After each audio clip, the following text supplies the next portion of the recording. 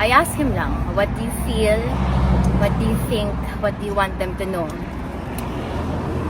Invictus, out of the night that covers me, black as the pit from pole to pole, I thank whatever gods may be for my unconquerable soul. In the fell clutch of circumstance, I have not winced nor cried aloud. Under the bludgeonings of chance, my head is bloodied but unbowed. Beyond this place of wrath and tears looms but the horror of the shade, and yet the menace of the years finds and shall find me unafraid. It matters not how straight the gate or how charged with punishments the scroll. And he did tell me to emphasize this part. I am the master of my fate. I am the captain of my soul. So, he will live longer than you think.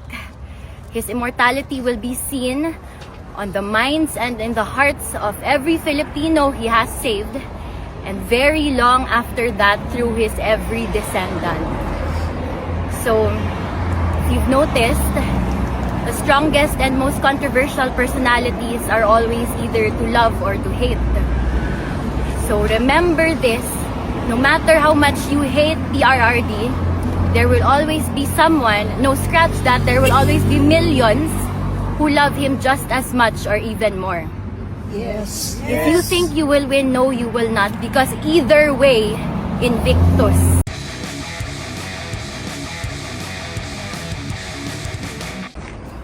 Mayong adlaw, I will not be answering any questions for today, but I will be relaying a message. So, the day he was flown to The Hague, I sent my papa on his Viber what I posted on social media that day. It said, I will forever walk with pride, knowing that I am your daughter, your blood. The strength you raised me with will go untamed. I will stand by the promise I made you today. I love you. And dare I say, it did go untamed. No? There is nothing and no one on this earth I will not face for my family, for my papa. You know, for me to be able to love this fearlessly at such a young age speaks volumes on how Rodrigo Roa Duterte raised me. Do not be fools and think he will die with his body. His fire burns in the bluest of blue through Congressman Pulong Duterte, Vice President Sara Duterte, Mayor Baste Duterte, and through me was nobody yet but Justice Kitty. I would also like to say na he's strong as ever, strong still, while his body might become frail, spirit as breakable as always. He I didn't really discuss what happened today, but I asked him lang, what do you feel? What do you think? What do you want them to know? Invictus, out of the night that covers me, black as the pit from pole to pole, I thank whatever gods may be for my unconquerable soul. In the fell clutch of circumstance, I have not winced nor cried aloud. Under the bludgeonings of chance, my head is bloodied but unbowed. Beyond this place of wrath and tears looms but the horror of the shade, and yet the menace of the years finds and shall find me unafraid. It matters not how straight the gate or how charged with punishments the scroll. And he did tell me to emphasize this part. I am the master of my fate. I am the captain of my soul. So, he will live longer than you think.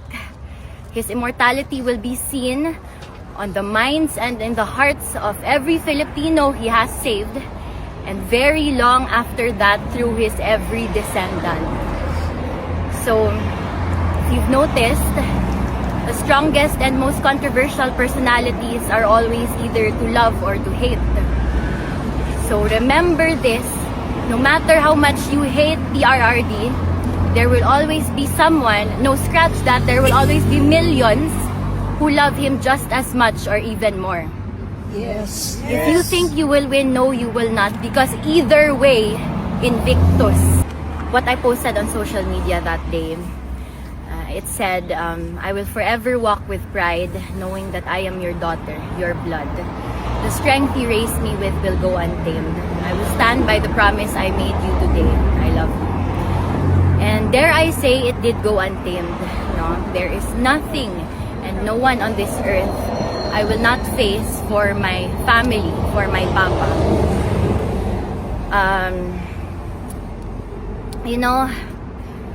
For me to be able to love this fearlessly at such a young age speaks volumes on how Rodrigo Roa Duterte raised me. Do not be fools and think he will die with his body. His fire burns in the bluest of blue through Congressman Pulong Duterte, Vice President Sara Duterte, Mayor Baste Duterte, and through me, was nobody yet but just his kitty. I would also like to say na he's strong as ever, strong still, while his body might become frail, spirit as breakable as always. He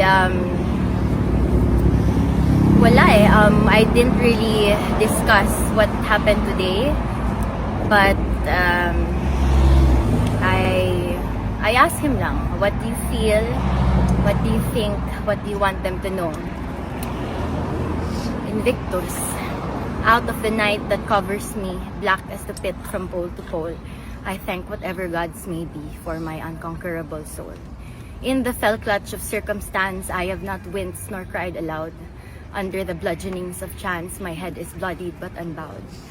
Beyond this place of wrath and tears looms but the horror of the shade, and yet the menace of the years finds and shall find me unafraid. It matters not how straight the gate or how charged with punishments the scroll. And he did tell me to emphasize this part. I am the master of my fate. I am the captain of my soul. So, he will live longer than you think. His immortality will be seen on the minds and in the hearts of every Filipino he has saved, and very long after that through his every descendant. So, if you've noticed, the strongest and most controversial personalities are always either to love or to hate. So remember this, no matter how much you hate PRRD, there will always be someone, no scratch that, there will always be millions who love him just as much or even more. Yes. If you think you will win, no, you will not, because either way, Invictus. Thank you. We love you, Kit. Thank you, Kit.